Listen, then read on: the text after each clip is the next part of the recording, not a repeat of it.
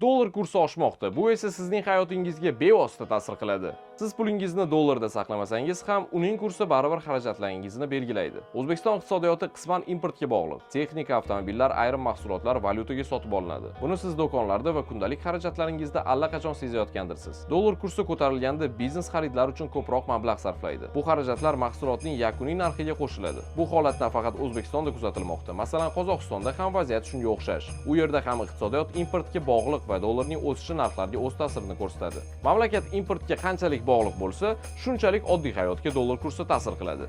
Mahalliy sanoati kuchliroq bo'lgan mamlakatlarda, masalan, Germaniyada bog'liqlik kamroq. Shuning uchun valyuta kursining ta'siri ham kuchsizroq seziladi. Natijada narxlar daromadlardan tezroq o'sadi. Bu degani siz aslida o'sha pulga shunchaki kamroq narsa xarid qilasiz. Shu sababli dollar kursi shunchaki mavhum raqam emas. Bu siz har kuni to'laydigan mahsulotlarning o'zidir. Boshqaruvga obuna bo'lishni unutmang. Biz aslida nima bo'layotganini tushuntirib o'tamiz.